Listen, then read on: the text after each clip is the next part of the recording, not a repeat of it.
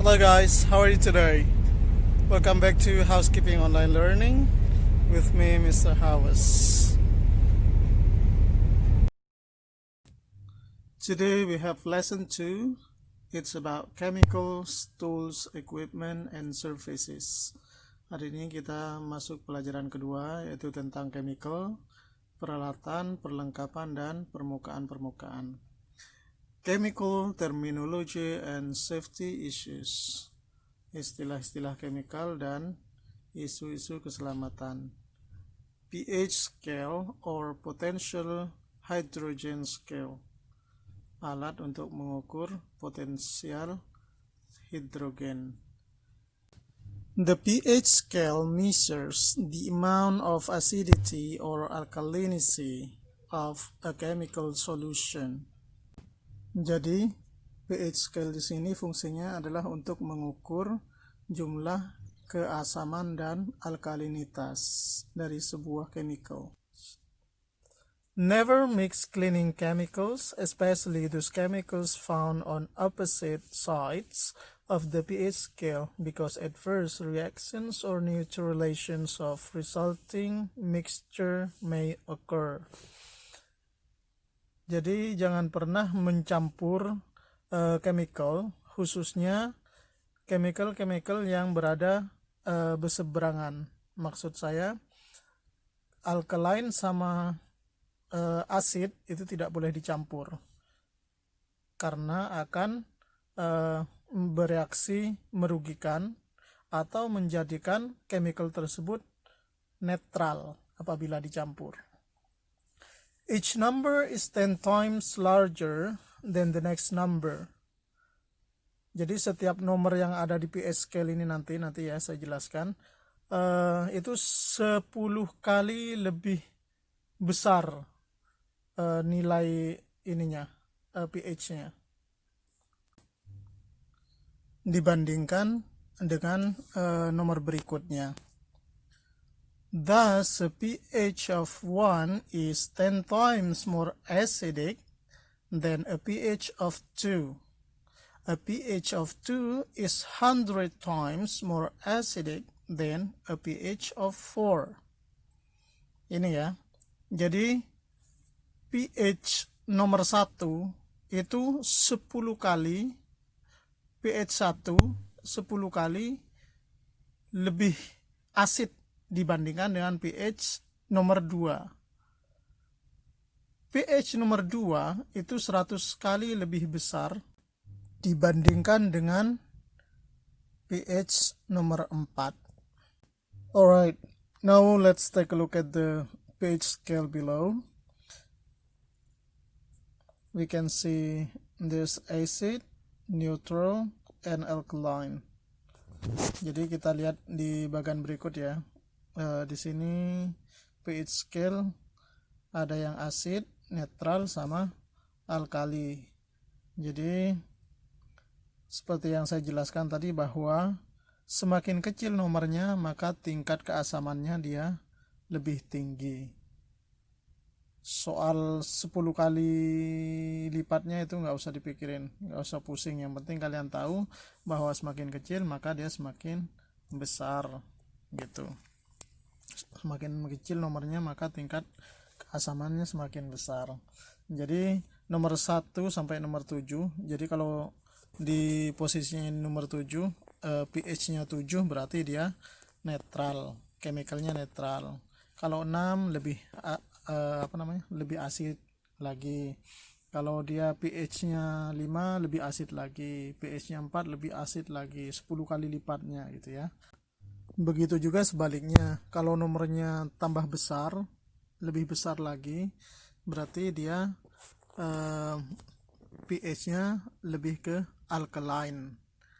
Misalnya nomor 8 ya, dia agak alkaline.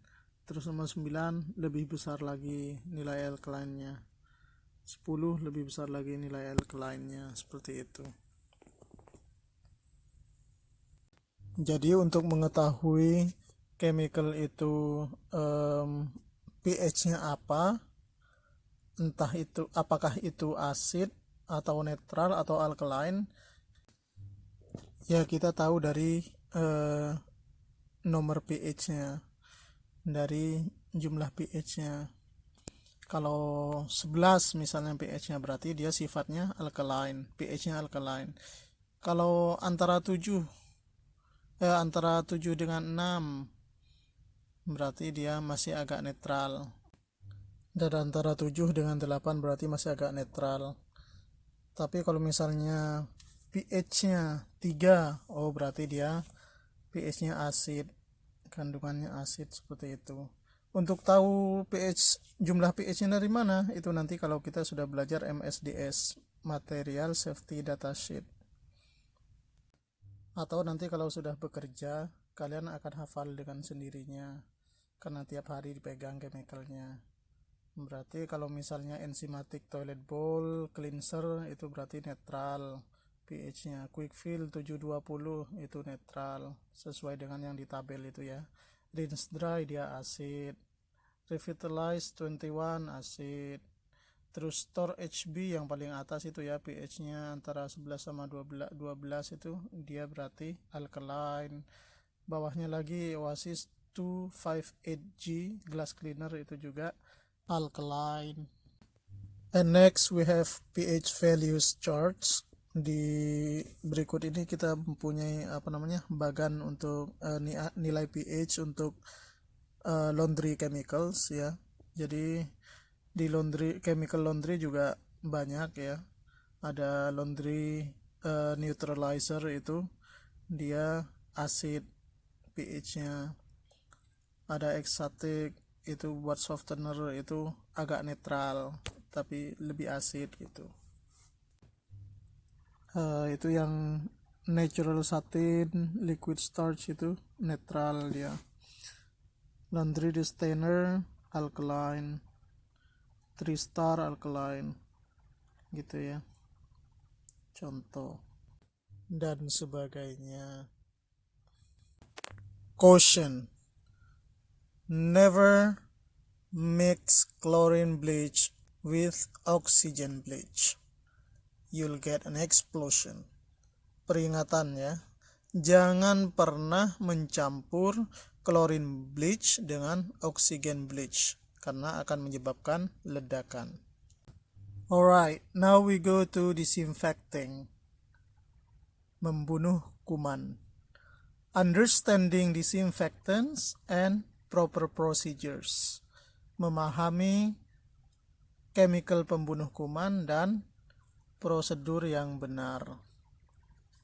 A disinfectant is a substance that kills disease-causing microorganisms. Jadi yang dimaksud dengan disinfektan di sini adalah sebuah zat yang mampu untuk membunuh mikroorganisme penyebab penyakit atau mikroorganisme yang menyebabkan penyakit.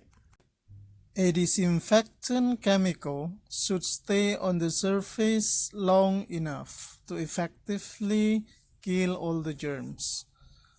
Jadi, chemical disinfectant itu dia harus stay atau tinggal di sebuah permukaan cukup lama untuk membunuh kuman secara efektif. Jadi, setelah kita apply chemical itu jangan jangan langsung dilap, dia harus stay sekitar 5 menitan gitu ya, dia baru efektif membunuh kuman.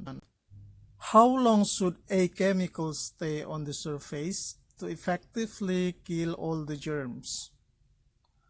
Jadi berapa kira-kira waktu yang dibutuhkan, berapa lama waktu yang dibutuhkan untuk membunuh kuman secara efektif itu? Please review and demonstrate this. Sekarang perhatikan dan praktekkan berikut ini. Let's start with 1 million germs and assume that 90% of the germs can be killed in each minute using a disinfectant chemical. Mari kita mulai dengan 1 juta kuman dan kita asumsikan bahwa 90% dari kuman tersebut bisa dibunuh di dalam setiap 1 menit menggunakan chemical disinfectant.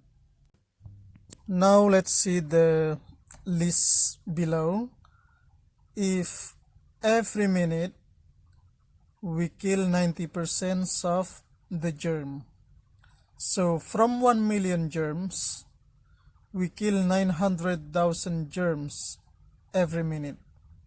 So the germs remaining are 100,000. Jadi kalau setiap menit kita membunuh 90% dari bakteri, kalau misalnya bakterinya 1 juta, berarti yang dibunuh adalah 900 ribunya. Berarti masih tersisa bakteri 100 ribu. That's if we allow the chemical on the surface to stay 1 minute only. What if 2 minutes?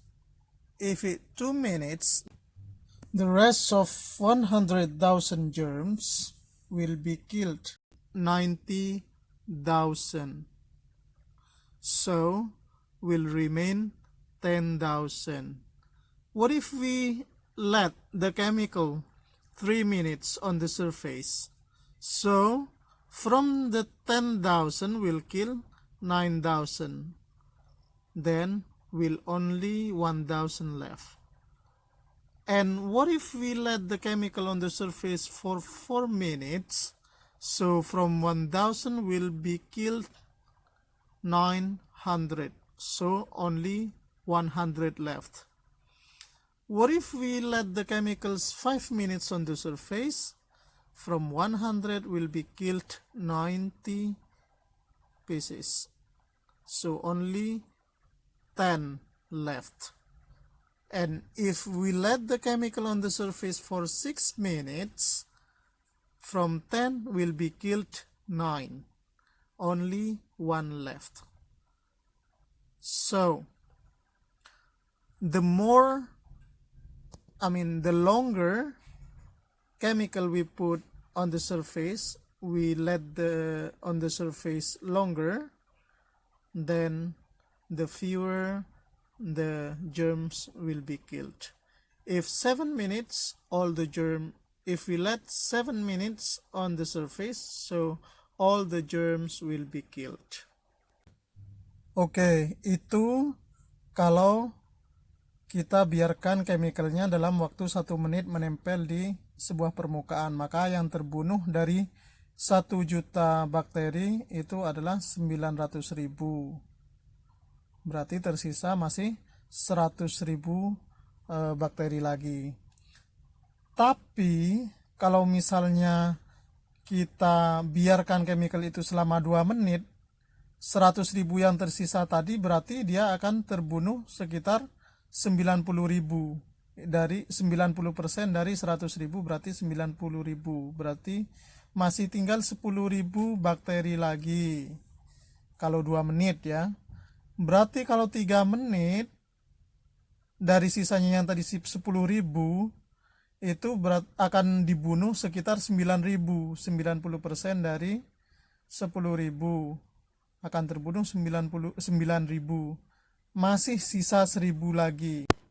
Nah, kalau sampai kita biarkan chemical itu sampai 4 menit, maka dari sisa yang 1000 bakteri tadi akan terbunuh 900 bakteri, maka akan tersisa 100 bakteri. Tapi kalau misalnya kita biarkan chemical itu sampai 5 menit, maka dari sisa yang 100 tadi akan terbunuh 90. Tersisa jadinya 10 bakteri. Tapi kalau misalnya kita biarkan 6 menit, maka dari 10 itu akan terbunuh 9. Sisa 1 bakteri saja. Tapi kalau misalnya kita biarkan sampai 7 menit, maka sisa 1 bakteri tadi akan terbunuh. Jadi semakin lama kita membiarkan chemical itu di sebuah permukaan, maka akan lebih efektif untuk membunuh kuman. Ya. Therefore, it takes at least 6 minutes to effectively kill all the germs and bacteria. Oleh sebab itu, Makanya dibutuhkan minimal 6 menit untuk membunuh kuman dan bakteri itu secara efektif. So please allow the chemicals to do the work. Jadi tolong biarkan chemical itu bekerja dengan baik. Jadi itu akan menghemat waktu, usaha, dan tenaga. Daripada kita lap habis itu kita gosok-gosok lagi, mending dibiarkan saja dulu sampai minimal 6 menit, maka akan efektif. Our recommendation is to allow the chemical to remain on the surface for no less than 6 minutes. Rekomendasi kami adalah untuk membiarkan chemical itu berada di sebuah permukaan tidak kurang dari 6 menit. Oke.